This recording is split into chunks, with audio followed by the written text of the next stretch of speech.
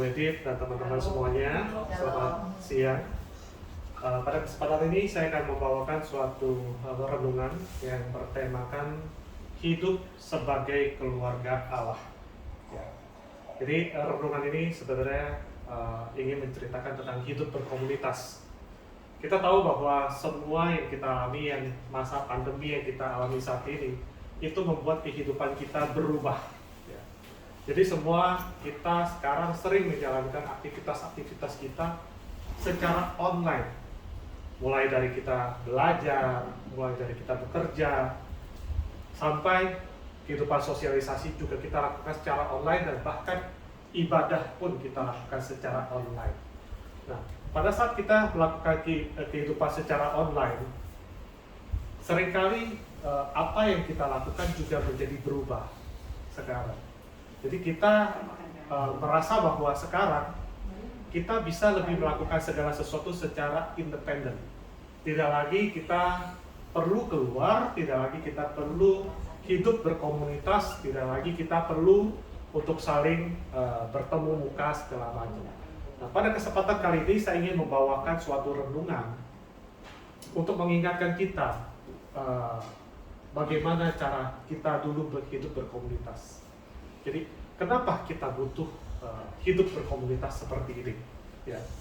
Jadi saya akan membawakan satu perikop dari cukup panjang. Perikop ini dari Filemon. Filemon itu hanya satu pasal. Ya. Filemon ini satu pasal saja, sangat singkat, 25 ayat. Saya akan membacakan sebagian daripada ayat Filemon ini. Nah, sebelum saya membacakan ayat Filemon ini, saya ingin menceritakan dulu kisah kenapa Paulus menulis kitab Filemon ini. Jadi Filemon ini ditulis oleh Paulus kepada Filemon. Tujuannya adalah Paulus ingin meminta Filemon untuk menerima seseorang yang bernama Onesimus. Onesimus itu adalah budak daripada Filemon yang pergi dari Filemon. Kemudian dia kembali kepada Filemon dengan membawa surat dari Paulus. Saya akan membacakan dari Filemon 1 ayat 8 sampai dengan 18. Saya akan bacakan ini secara cepat ya. Jadi teman-teman nanti silakan untuk membaca kitab Filemon ini karena hanya ada satu pasal. Filemon 1 ayat 8 sampai 18. Karena itu, sekalipun di dalam Kristus, aku mempunyai kebebasan penuh untuk memerintahkan kepada kamu apa yang harus engkau lakukan. Tetapi mengingat kasihmu itu, lebih baik aku memintanya daripadamu. Aku, Paulus, yang sudah menjadi tua, lagi pula sekarang dipenjarakan karena Kristus Yesus, mengajukan permintaan kepadamu mengenai anakku yang kudapat selagi aku dalam penjara, yakni Onesimus. Dahulu memang dia tidak berguna bagimu, tetapi sekarang sangat berguna baik bagimu dan juga bagiku. Dia kusuruh kembali kepadamu, dia yaitu buah hatiku. Sebenarnya aku mau menahan dia di sini sebagai gantimu untuk melayani aku selama aku dipenjarakan karena Injil. Tetapi tanpa persetujuanmu, aku tidak mau berbuat sesuatu supaya yang baik itu jangan engkau lakukan seolah-olah dengan paksa, melainkan dengan sukarela. Sebab mungkin karena itulah dia dipisahkan sejenak daripadamu, supaya engkau dapat menerimanya untuk selama-lamanya, bukan lagi sebagai hamba, melainkan lebih daripada hamba, yaitu sebagai saudara yang kekasih. Bagiku sudah demikian, apalagi bagimu, baik secara manusia maupun di dalam Tuhan. Kalau engkau menganggap aku temanmu, teman seimanmu, terimalah dia seperti aku sendiri. Dan kalau dia sudah merugikan engkau ataupun berhutang kepadamu, tanggungkanlah semuanya itu kepadaku. Demikianlah sabda Tuhan. Syukur kepada Allah. Mungkin kalau kita baca ini, kita latar belakang daripada surat Filemon ini kita agak sulit untuk mencernanya. Tapi kurang lebih saya coba ilustrasikan di dalam kehidupan kita saat ini. Ya. Saya ilustrasikan begini, kisah daripada Filemon ini dengan Onesimus. Saya misalkan punya seorang yang sangat, saya lihat ada orang yang sangat bagus, masih muda, orang yang sangat bisa kerja keras, tapi hidupnya kurang baik. Kemudian saya tawarkan dia bekerja di tempat saya. Saya coba minta dia tawarkan bekerja di tempat saya.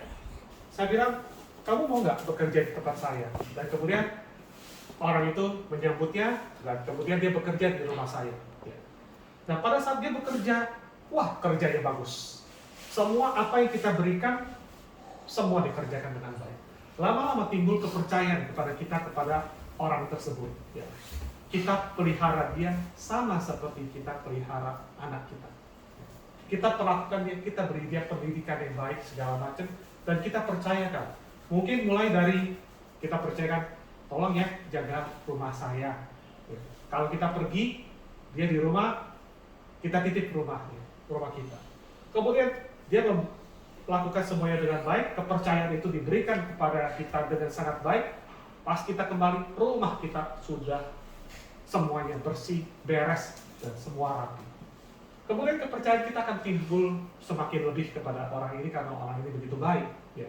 Kemudian orang ini kita berikan kepercayaan, misalnya, tolong dong bantu kita untuk transfer. Ya. Kita kasih dia ini buku tabungan kita, tolong transfer ke A, B, C. Dan dia lakukan itu semua dengan baik juga. Kita begitu sayang kepada dia juga begitu sayang kepada kita. Kita bilang, wah luar biasa saja. Kepercayaan itu timbul, dan pada suatu hari misalkan kita percaya kepada dia usaha kita. Tolong, saya ada usaha, saya mau pergi berlibur. Saya mau pergi berlibur, ini usaha saya titipkan kepada kamu, rumah saya, tabungan saya titipkan kepada kamu juga untuk kamu jaga. Kita pergi berlibur dengan keluarga kita, meninggalkan usaha dan rumah kita kepada orang yang kita sangat percaya. Pada saat kita kembali, yang terjadi adalah dia mengambil semuanya. Dia mencuri apa yang harusnya kita titipkan kepada dia. Dia bukannya menjaga, tetapi dia menghabiskan semuanya. Dan yang terjadi kemudian adalah orang itu pergi meninggalkan kita. Dia kabur. Orang yang begitu kita percayai, orang yang begitu kita sayangi, orang yang begitu kita berikan semua yang kita miliki kepada dia. Tetapi yang terjadi, orang itu pergi meninggalkan kita dengan membawa harta kita. Kemudian, beberapa tahun kemudian, orang ini kembali kepada kita, membawa surat daripada penatua dari gereja. Dia minta maaf kepada kita. Dia meminta maaf kepada kita. Dia berikan, ini ada surat dari Paulus. Surat inilah yang ditulis oleh Paulus kepada Filemon. Apa yang saya ceritakan tadi adalah perasaan Filemon ketika Onesimus membawa surat itu dari Paulus. Sekarang Paulus berkata kepada Filemon, jangan terima dia kembali sebagai hamba, tetapi terimalah ia sebagai saudara. Apa yang dirasakan oleh Filemon?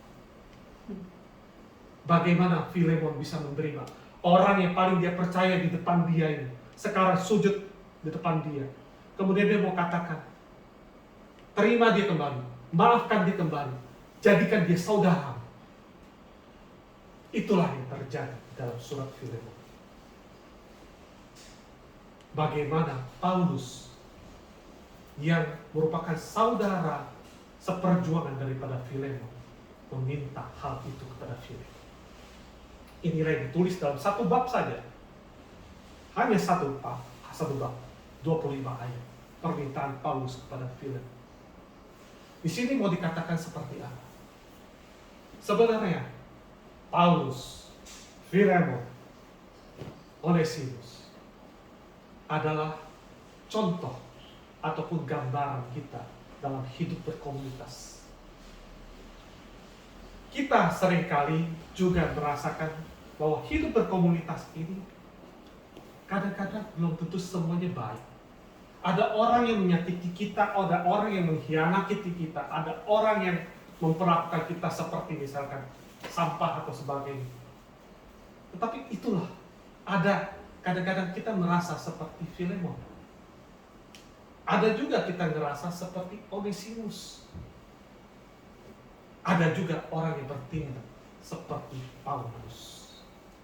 Itulah hidup dalam berkomunitas sebenarnya, di mana satu dengan yang lain saling menguatkan satu dengan yang lain, tidak membiarkan kehidupan berkomunitas ini itu semuanya, misalkan kita jadi Filemon semua deh, nggak bisa.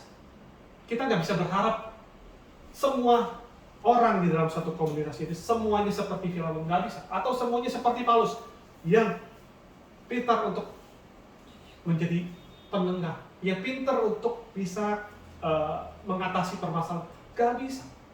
Di dalam hidup berkomunitas kita tidak bisa menemukan komunitas seperti itu. Yang ada dalam komunitas kita semua orang memiliki permasalahannya pribadi, memiliki kekuatannya pribadi, memiliki kelemahannya pribadi. Itulah sebenarnya pada saat kita berkomunitas, maka kita akan dipertemukan dengan pribadi-pribadi yang berbeda, yang semuanya ini bisa menguatkan kita. Nah, di dalam surat Filemon ini sebenarnya ada 4 poin yang bisa kita coba ambil, bisa juga kita terapkan dalam hidup berkomunitas kita. Poin yang pertama adalah Paulus ingin mengajarkan kita. Yang pertama adalah jangan mengukur kehidupan berkomunitas dari sudut pandang untung dan rugi. Kadang-kadang pada saat kita melihat orang lain, kita ingin berhubungan dengan orang lain, kita memikirkan untung dan rugi. Misalkan aja, saya ambil contoh kisah daripada Filemon dan juga Onesimus ini. Filemon bisa berkata, kamu udah rugiin saya, apakah saya bisa jadi teman kamu? Mungkin dari sisi Filemon, Onesimus, dia bisa berkata, dulu kamu perlakukan saya seperti sampah, makanya saya gituin kamu. Masing-masing ada sudut pandangnya kenapa dia melakukan itu. Tetapi bila kita melihat daripada untung dan rugi, maka semuanya ini akan terpecah. Dan di sini, di dalam kisah Filemon ini, ya, di dalam kisah Filemon dan Onesimus. Onesimus ini kan budak daripada Filemon.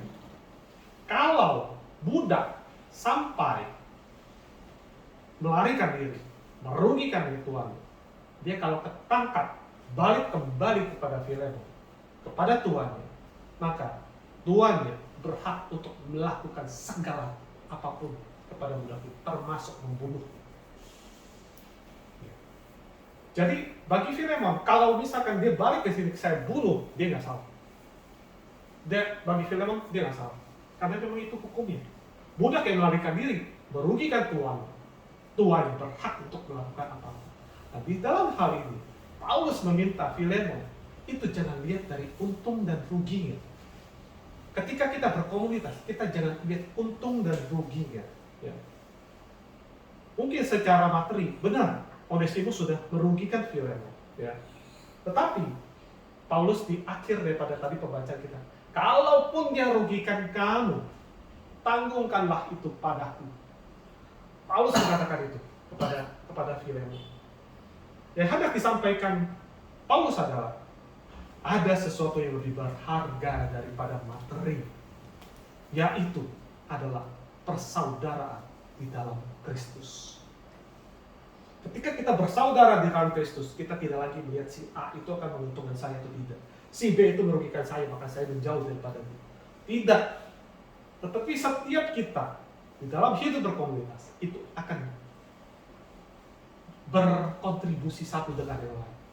Mungkin justru di dalam permasalahan seperti yang dialami oleh Filemon dan Onesimus itu, kita justru bertumbuh. Kita justru diizinkan Tuhan untuk mengalami semuanya itu, untuk kita bertumbuh di dalam kasih persaudaraan kita di dalam komunitas. Bukan berarti ada permasalahan kemudian kita menjadi turun, kemudian kita jatuh, dan kemudian kita meninggalkan semuanya hidup berkomunitas.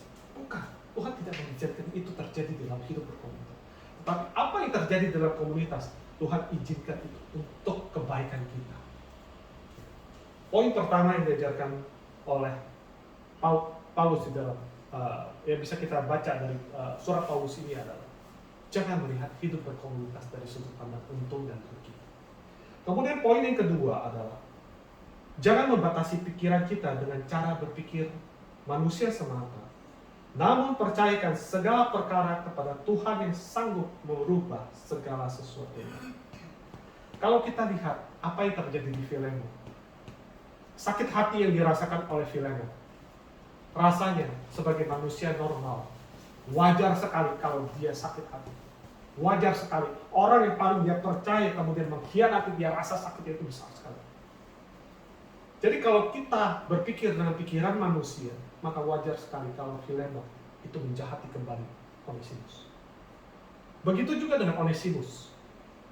Bagi orang yang telah melakukan kesalahan besar, bagi dia, sulit bagi dia untuk datang kepada orang tersebut, kemudian sujud di bawah kakinya. Kemudian berkata, maafkan saya. Di dalam pikiran manusia, kita nggak mungkin melakukan semuanya itu. Tetapi Allah bekerja dengan caranya yang berbeda. Allah bekerja dengan caranya yang ajaib. Jadi, kalau kita hanya mengandalkan diri kita, dalam segala kehidupan kita, di dalam hidup kita berkomunitas, maka kita salah berpikir dengan cara berpikir kita sendiri. Tetapi kita bagaimana sebenarnya yang diharapkan di sini? Berpikir seperti pikiran Tuhan. Bukan lagi berpikiran seperti pikiran kita.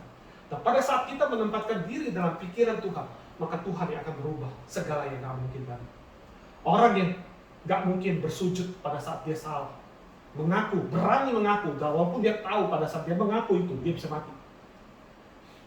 Pada saat dia datang kepada Filemon, Onesimus datang kepada Filemon, berarti dia siap mati. Karena dia bisa dibunuh oleh Filemon kalau Filemon tidak bisa menerima minta maaf dia. Kalau kita berpikir dengan cara berpikiran kita, maka kita tidak mungkin akan berani melakukan sesuatu yang ingin Tuhan lakukan di dalam hidup kita. Begitu juga dengan Filemon tadi. Ini yang kita harus juga coba pelajari. Pada saat kita berhidup komunitas, maka Tuhan punya cara-caranya yang ajaib untuk membangun setiap kita. Tuhan punya caranya sendiri untuk membangun setiap kita. Tidak mungkin pada saat Tuhan tempatkan kita di dalam suatu komunitas, tidak mungkin Tuhan tidak punya rencana. Dia punya rencana di dalam setiap kehidupan kita, di dalam komunitas kita, di dalam setiap pribadi kita. Hanya saja, apakah kita ketika kita hidup berkomunitas, kita berpikir dengan cara pikir kita, atau kita berpikir dengan cara berpikir Tuhan. Inilah poin kedua yang diajarkan di dalam surat Paulus kepada Filemon. Kemudian yang ketiga adalah perlunya sikap membangun dalam suatu persekutuan. Ada saatnya kita menjadi penengah dan penasehat. Ada saatnya kita untuk dinasehati dan diingatkan. Dan ada saatnya juga kita mau mengaku dan mengubah apa yang tidak baik di dalam diri kita. Ya. Jadi setiap kita punya perannya masing-masing, punya peran yang berbeda masing-masing. Gak mungkin tadi seperti saya sampaikan, kita semua menjadi Paulus, semua menjadi penengah, semua punya kemampuan seperti Paulus. Semua masalah kalau kita datang kepada kita beres semua, gak mungkin. Atau kita semua orang bermasalah seperti Onesimus, nggak mungkin juga. Begitu juga dengan Filemon, orang yang begitu mengasihi, walaupun telah disakiti, nggak mungkin juga. Setiap kita punya perannya masing-masing. Ada saatnya kita menjadi penengah, orang yang menasehati. Ada saatnya kita yang dinasehati. Dan ada saatnya kita yang perlu mengubah diri kita.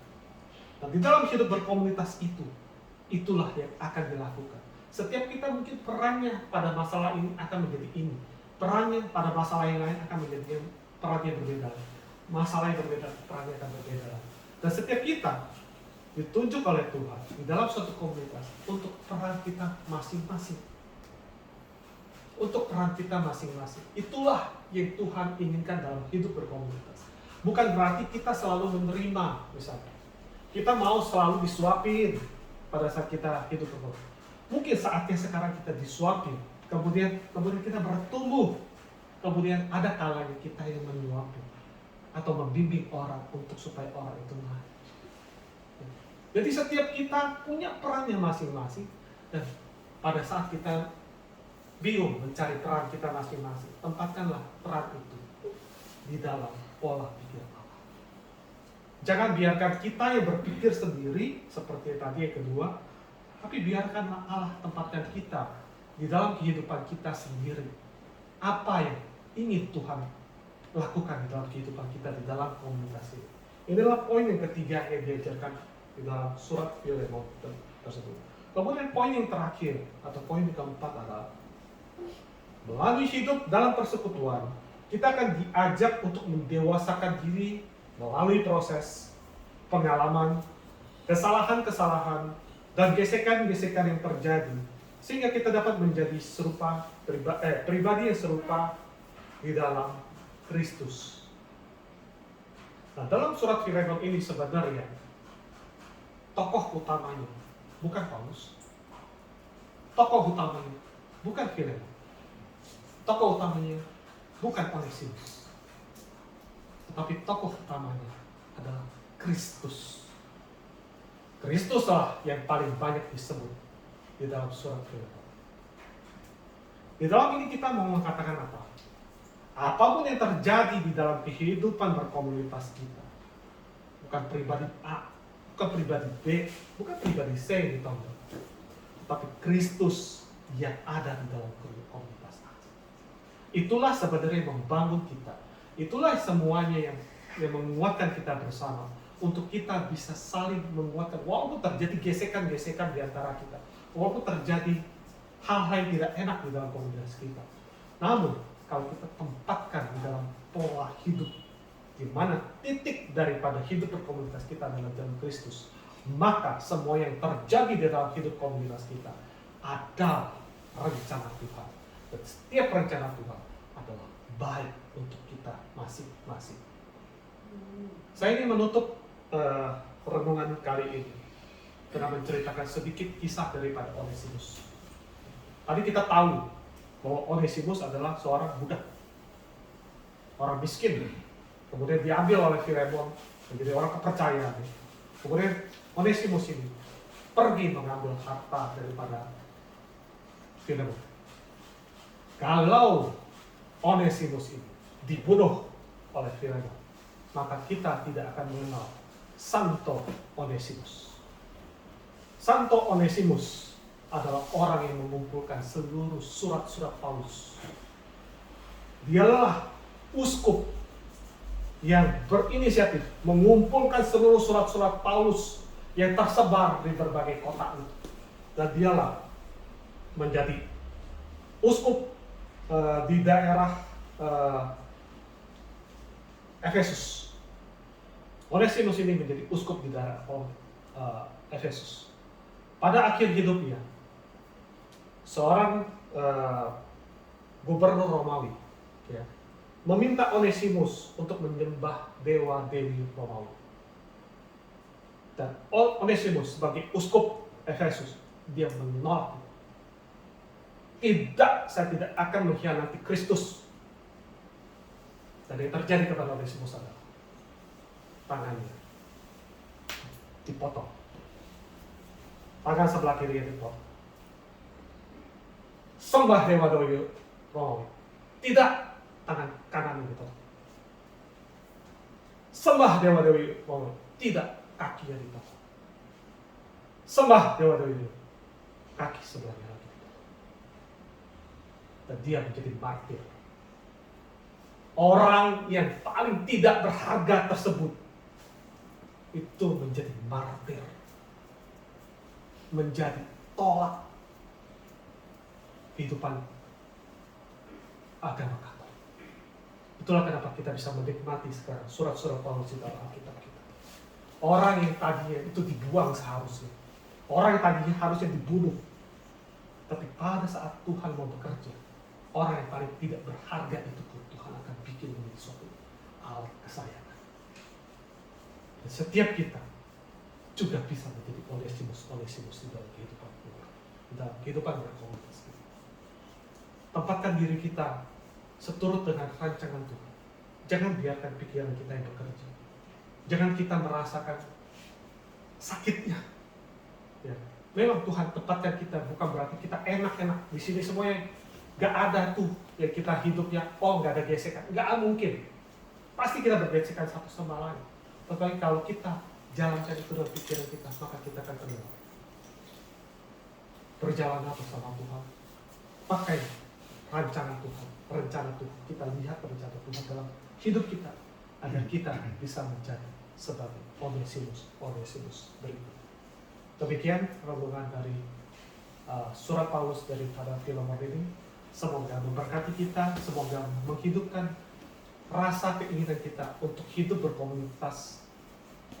Percaya Tuhan tidak akan menempatkan sia-sia diri kita di dalam komunitas kita. Amin. Tuhan memberkati. Amin.